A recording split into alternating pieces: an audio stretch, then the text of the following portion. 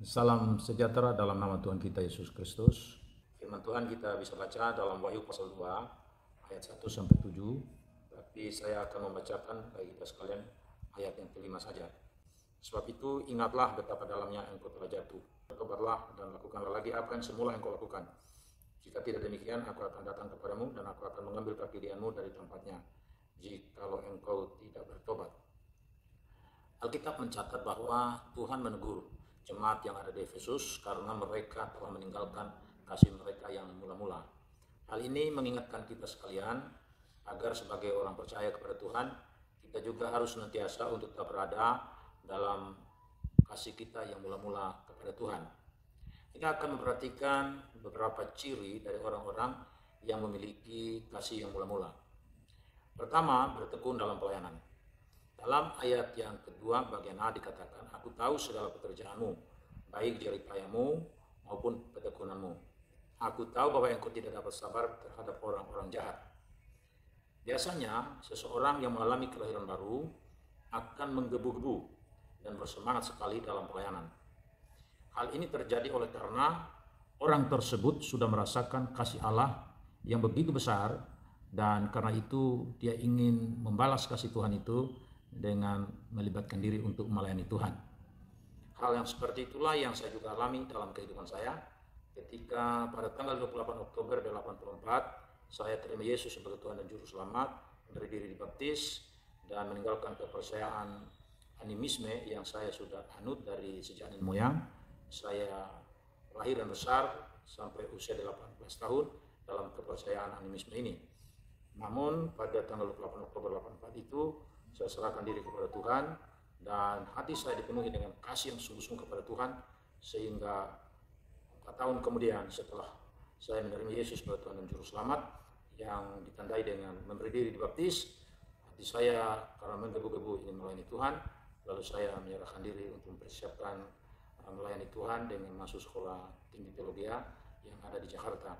Namun saudara yang kasih Tuhan, kasih kita yang mula-mula ini harus kita miliki dengan jalan kita tetap membangun persekutuan dengan Tuhan, sehingga jangan sampai karena seiring dengan waktu akhirnya kita menjadi turun semangat kita.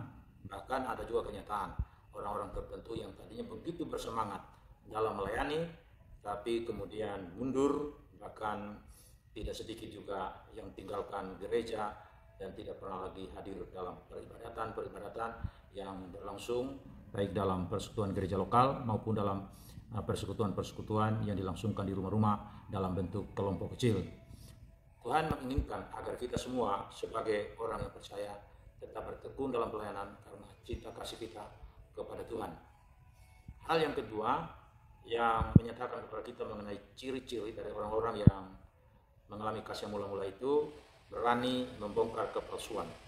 Dalam ayat 2 bagian B dikatakan bahwa engkau telah mencobai mereka yang menyebut dirinya rasul, tetapi yang sebenarnya tidak demikian, bahwa engkau telah mendapati mereka pendusta.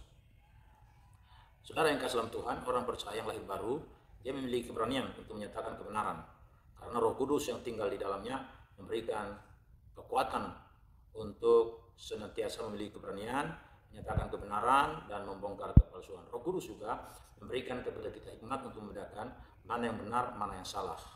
Yang salah itu kita singkirkan, yang benar itu kita peluk dan kita hidupi sebagai prinsip hidup kita. Simon Petrus sebagai manusia biasa, dia pada awalnya takut mati dan karena itu dia pernah menyangkal Tuhan Yesus. Tetapi pada akhirnya dia berani memberitakan Injil walaupun harus mengalami penganiayaan, bahkan juga menghadapi serangan dari guru-guru palsu. Dan kita tahu Simon Petrus pada akhirnya dia mati disalibkan dengan kepala ke bawah oleh karena pemberitaan Injil. Itu merupakan suatu keberanian yang luar biasa yang dialami oleh Petrus setelah dia dikuasai oleh Roh Kudus, maka dia mempunyai keberanian yang luar biasa untuk memberitakan Injil berapapun harganya, termasuk dia membayar mahal dengan nyawanya sendiri. Kemudian yang ketiga, bersabar dalam penderitaan. Dalam ayat yang ketiga dikatakan, dan engkau tetap sabar dan menderita oleh karena namaku, dan engkau tidak mengenal lelah. Saudara yang kasih Tuhan, Tuhan tidak pernah berjanji bahwa orang percaya akan hidup tanpa masalah dan penderitaan. Tuhan bahkan menggambarkan orang percaya itu sebagai domba di tengah-tengah serigala.